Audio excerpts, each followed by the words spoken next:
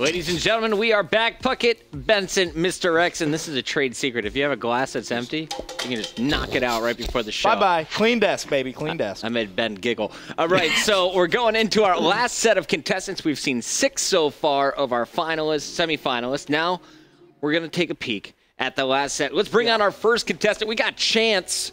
Chance really impressed us with his S&D call. Yep.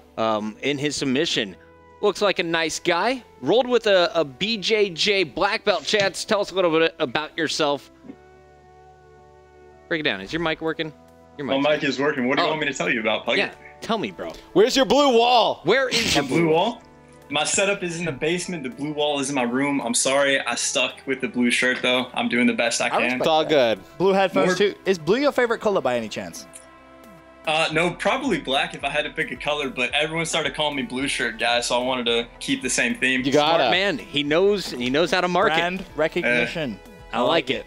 All right, so you've been working with me way too long. I really have. Can we need to start? All right, Chance, we saw you pick S&D. Why did you choose to go with that video out of the 3 during the submission period? I have never casted before until I went to do the submission, and I went through all 3 videos, and I just felt the S&D was suited best to my casting abilities that I was discovering at the time. All right, and have you done any practice leading up to this moment after hearing you were a semifinalist?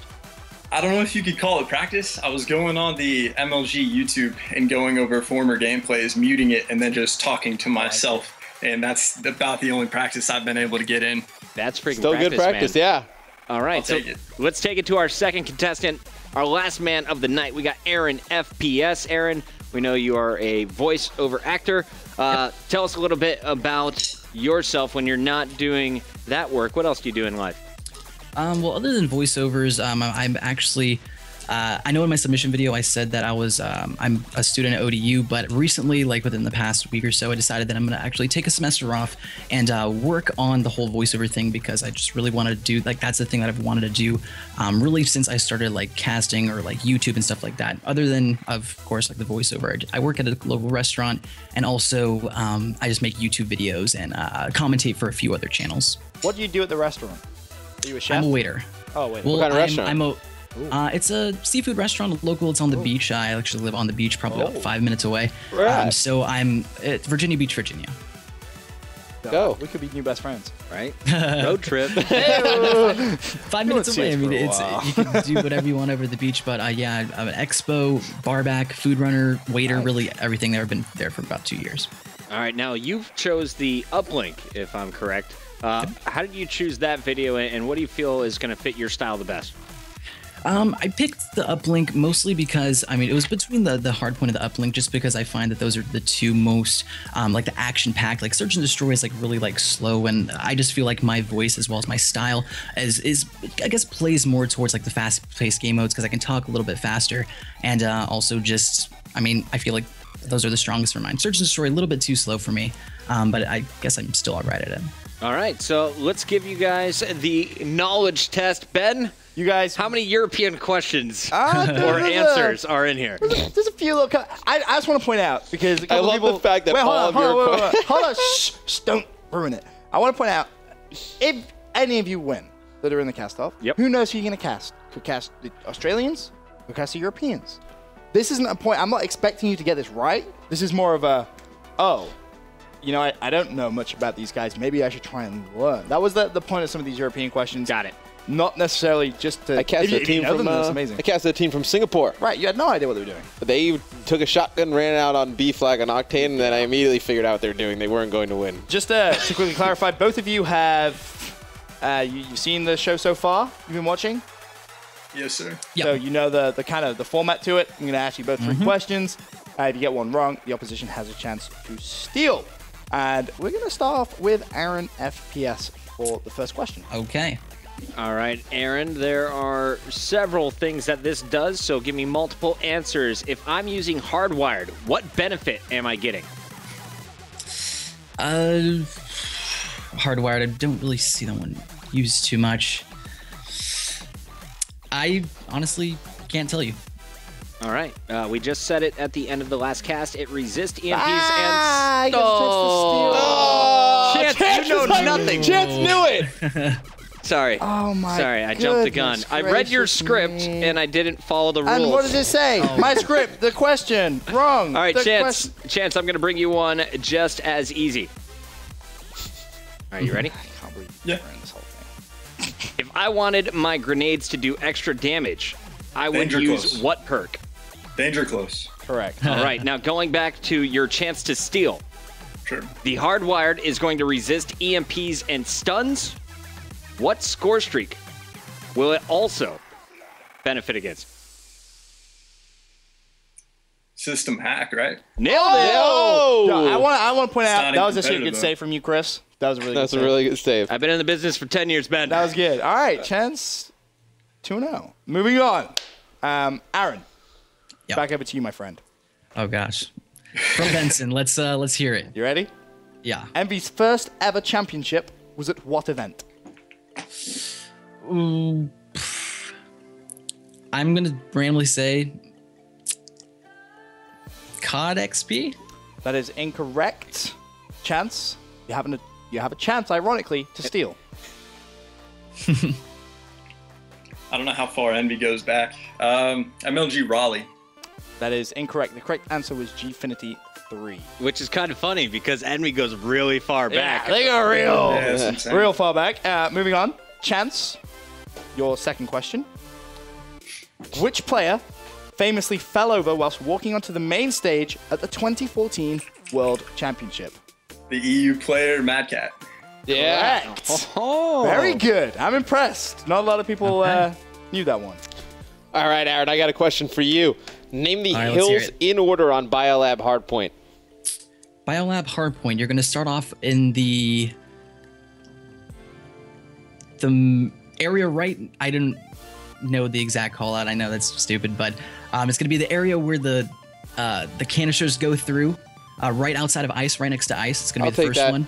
Okay. Be nice. Second one's gonna be Eskies. Third one is going to be blue.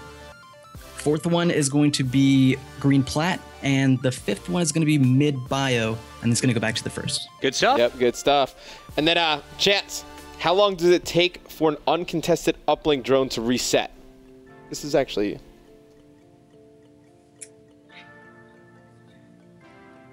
I kind of want to say 15 seconds, but for some reason I'm thinking 12. But 15 seems more reasonable. At 15 seconds, yeah. It's the answer Ben has here. I didn't do these. I want to point out. Oh, you didn't? So Well, okay. yeah, you toss it on top of the It roof. was on top of the roof, 15 seconds. There's some area. We'll talk Yeah. about it. Yeah. I know what you were There's some gonna say. things. Yeah, it's a We'll bad give him question, the- we'll Max, give him but the- I'll give you the answer correct. Yeah, there you go. All I right. will take No it. need for a tiebreaker. What was he? Can you bring up the scoreboard again one more time? That was a pretty big victory, actually. Yeah. 4-1. I'm impressed. Chance, you Yo, I want this I bonus kind of want you to question ask anyway. the, yeah, I want the bonus. I was on the same wave. I saw the bonus question. All right, I'm asked the bonus question again. The first Yeah, person they to cut out clearly the Kind of a say, little bit, yeah. the first person to say, I know, clearly, Okay. will have a chance to answer. You ready? The famous optic van incident was against Oh, what yeah. team? I know. That was Chance, I believe. Chance, to you? Impact with Kilo. That is incorrect. Ooh. Chance to Aaron steal. FPS. Can you repeat the question? I didn't hear it the The first time. famous optic van incident was against what team? Oh,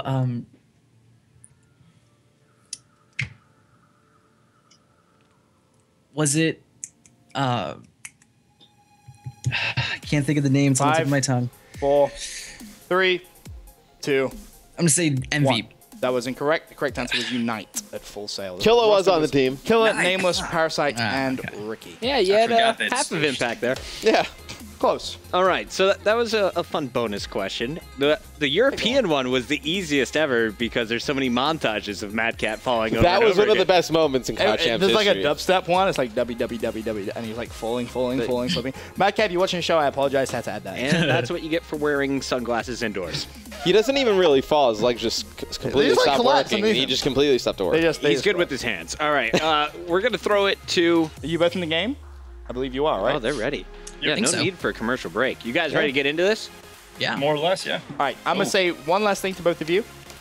We've seen a lot of people kind of overlapping in the conversation. Yeah. Try and take a deep breath. If you're going to throw properly.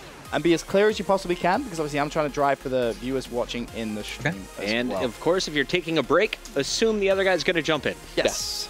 Okay. Always assume. We're going to kick things off with Aaron. You can take it away. All right. Let's do it, man. Alrighty, guys, we're going to be starting here like we were talking about, Detroit Uplink. And, of course, we're going to see some interesting players. It's not going to be any pro players that we know, so we're not going to know any strategies, or they're not going to know any strategies. And, of course, we don't know any of the players. We don't know their play styles, and we don't really know the weapons they're going to be using. So I wanted to switch through the weapons, see what they're going to be going through. But who do you think you want to start off with, Chance?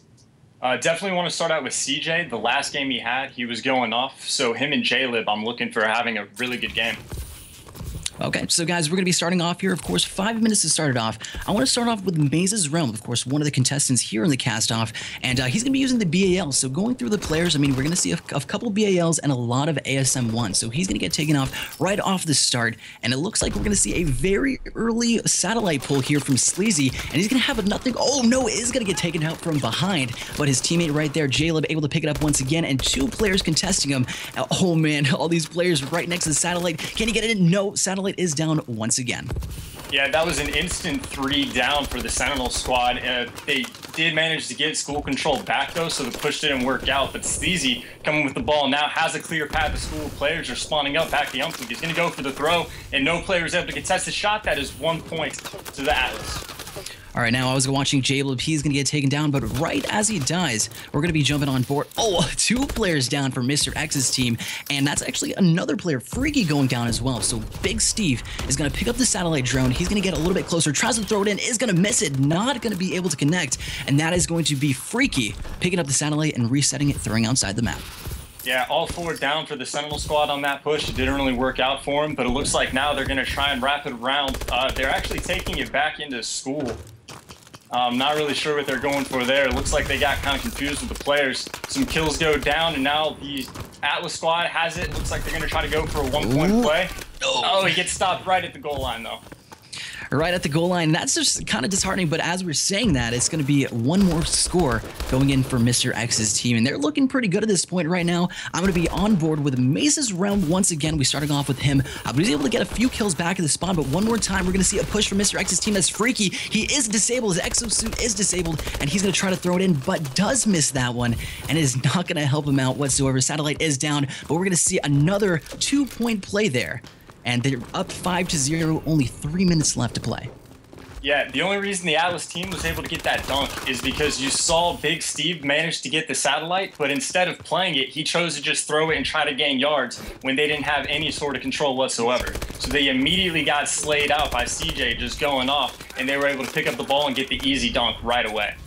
Exactly. So really one-sided here almost. We really haven't seen anything go in favor of Benson's team. But right now, as I say that, we're going to see Big Steve. He's going to throw it in, try to throw it in this base for a little bit of yardage.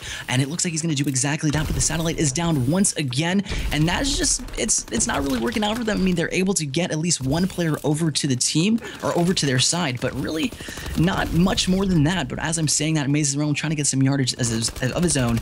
And he is going to go ahead and get not taken down, but he's trying to stay up as long as he can. Just not much going on for them.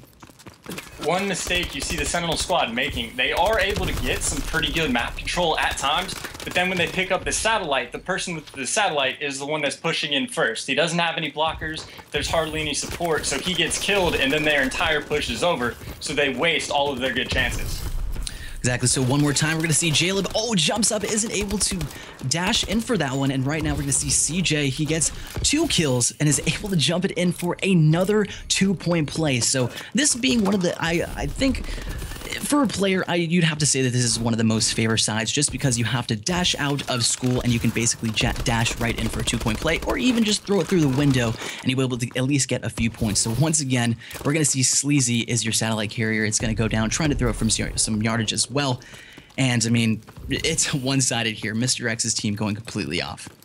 Yeah, I really think we should highlight Freaky because he's just been posting up on top of this middle atlas for at least 2 minutes now. He's sitting at 12-3, doing a great job of slaying, holding down the power positions, and he's just tearing it up. And now he's even taking the ball, and it looks like he's going to go for, instead of pushing through school, it looks like he's going to try to push into the other team and go for a throw. But it looks like his teammates are able to get the distraction, and he is not going to get the 2-point play.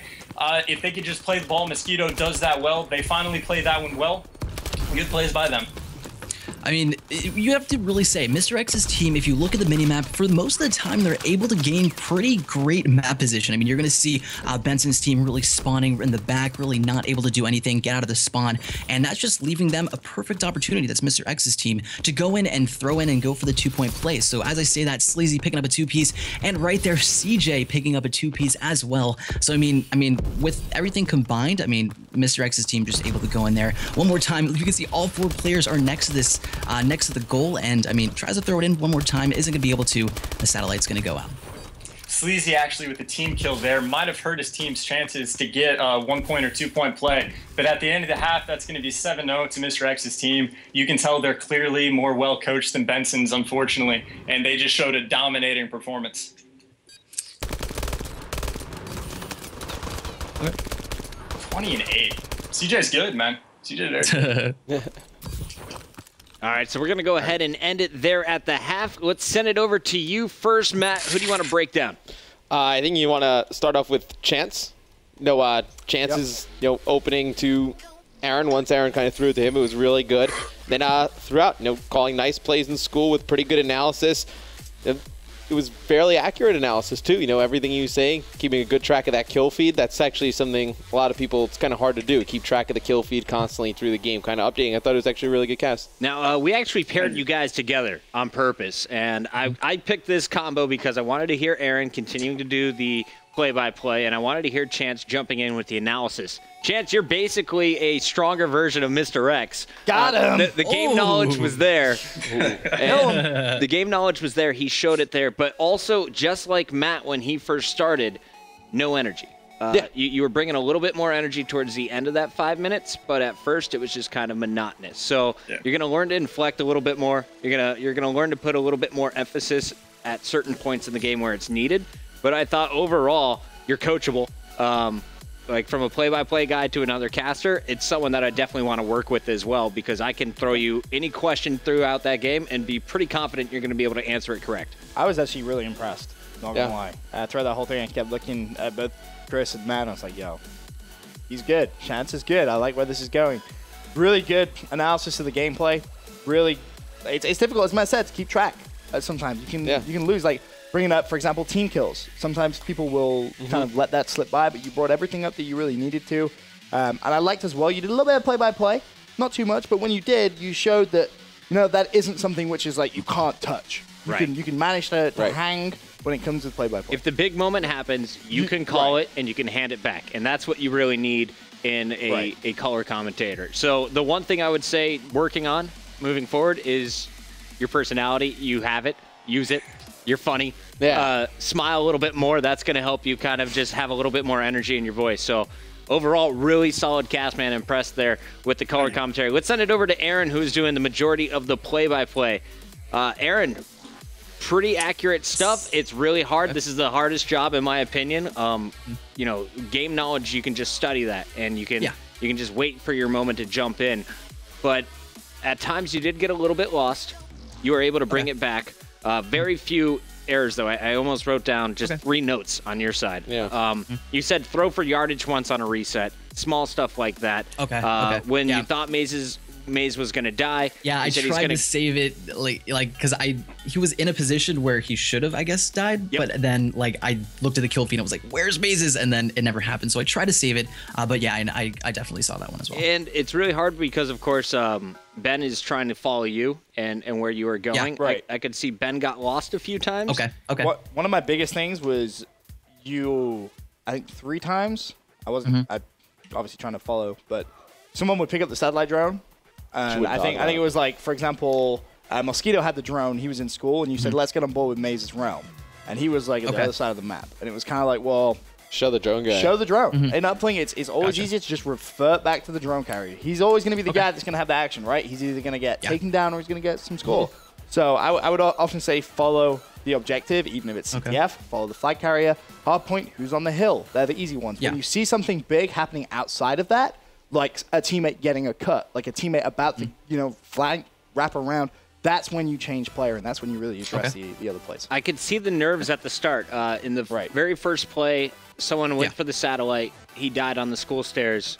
You really overhyped it, but I felt like you got a little bit more comfortable after that. You're expected to die. When there's 8 people up and you're running the ball through the middle, the drone, you're going to go down.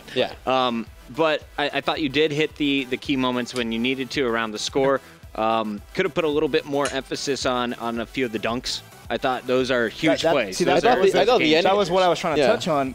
Those moments were lost. Like, there was a couple of times where people scored. Big play. And if I wasn't driving that and I was just listening, I would have no idea. Honestly, your voice is amazing. You have a really talented voice for where you're going into for your career. But at times, it became monotonous. I got used to your pacing, and then I found myself kind of zoning out. So you have a really smooth voice, and that's a great and a bad thing. So you need to work on the inflections at certain times, and I think that's something you can definitely be working on between now and COD Champs.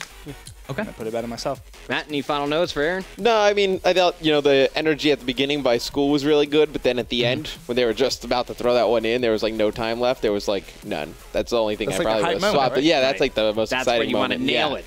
Right. Send us to halftime all pumped up, man. It's like, I can't wait to get back in that game. Yeah, I just didn't know when it was going to end, so it was like, should I yell or... Yeah, you guys are right, How was that cast for you, Aaron? I think, like you said, I mean, nerves definitely got the best of me because, I mean, obviously trivia wasn't my most amazing thing, and I know it was kind of questions that I should have known. But that, I guess, just made my nerves, get a little bit worse. And then just going into it, I mean, I don't know, just nerves. Nerves is always something that I have to work with, but definitely just studying it a little bit more. And of course, Chance was really good. I mean, we talked about it before the match. We're like, we can't cut each other off, and we have to give ourselves either a distinct time where we're gonna ask a question or just stop completely and end the thought and just kind of hand it over. So I just thought Chance did a really good job at just being a really good co-caster. Honestly, if I could take both of you and merge you into one supercaster, I would, because supercaster. You got the smooth play-by-play, you got the knowledge and Chance. I think you both could work on some inflections at times, but overall, really strong cast guys, and definitely the best out of the 4 duos that we've seen in terms of casting together as a team. I agree. Good work. That was I was wondering where you're going with that, and then you said working together. Definitely agree. We've seen a lot of people kind of talk over each other. But you guys, very fluid passes. The casting style worked well. Play-by-play analysis. It was great. It was actually nice to listen to at pause. I enjoyed it. Sweet. All right, so let's let our casters go for the moment. We're going to kick off a live voting. You want to go do commercial break before that? Commercial break, yeah. I know we need to sort some graphics stuff. All right, we're going to sort some graphics, get them all loaded up, guys. But remember, the MLG Scuff Pro Pack on the line. So many goodies. You could win it at home just by participating in the show. We'll tell you how after this.